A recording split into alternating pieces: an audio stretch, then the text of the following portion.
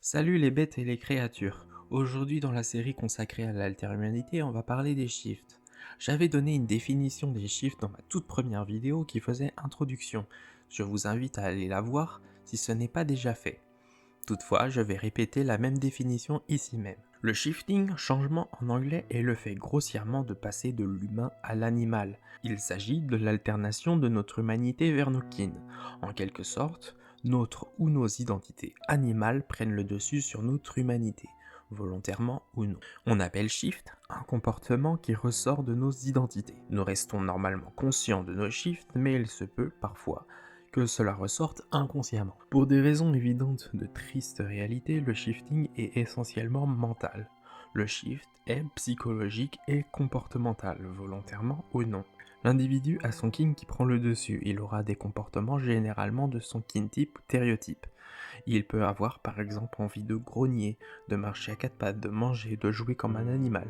Les shifts sont d'intensité variable selon les personnes. Chez certaines personnes, cela pourrait être aussi intense que de se transformer en animal mentalement. Alors que chez d'autres, le shift sera discret voire inexistant. Cela n'invalide pas forcément l'identité.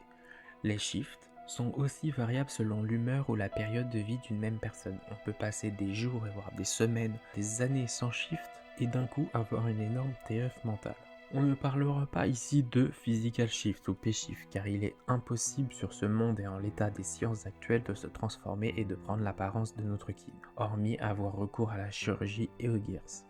Si quelqu'un prétend avoir le pouvoir de se changer en animal, soit cette personne ment, soit elle est atteinte de ce qu'on appelle la périanthropie clinique. Je vous en avais déjà parlé dans ma précédente vidéo. Mental shift ou M-shift, physical shift ou P-shift sont deux types de shifting évoqués précédemment. Cameo shift, j'en avais parlé dans ma dernière vidéo, alors je vais me permettre de la remettre ici. Un cameo shift est un shift qui apparaît, souvent involontairement, lors d'un rêve ou non. Ainsi, un Dragon Kid qui shift chat par exemple, alors que ce n'est pas du tout son identité, ça n'a aucun lien, comme jouer un rôle dans un film.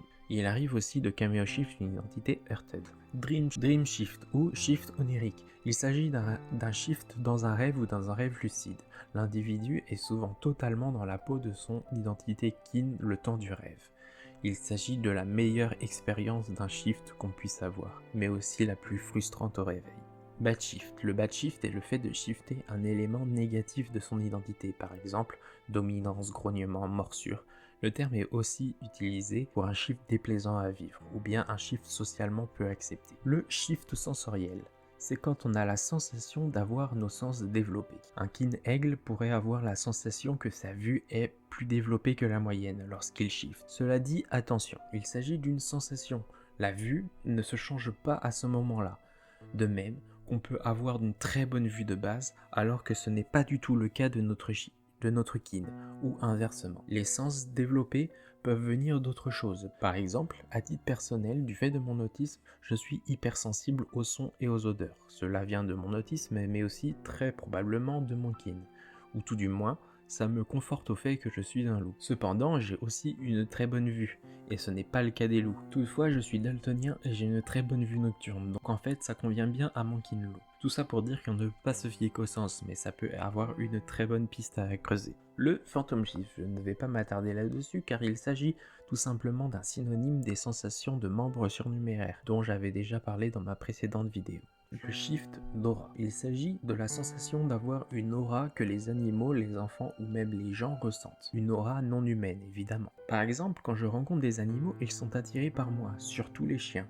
Le courant passe immédiatement. Bien sûr, je peux l'expliquer autrement. Dans mon cas, j'ai 2 chiens, je suis comportementaliste canin, donc je sais comment approcher un chien. Je sais ce qu'il faut faire ou ne pas faire. Je sais mettre en confiance les animaux, je n'en ai pas peur, je suis confiant et amical, et les animaux ressentent cela. Même quand il s'agit de chats ou de chevaux. Les gens devinent généralement que j'apprécie les loups. Mais bon, les témoignages vont à foison, et quand j'étais enfant, je n'avais pas les codes que j'ai aujourd'hui, et pourtant les animaux m'appréciaient.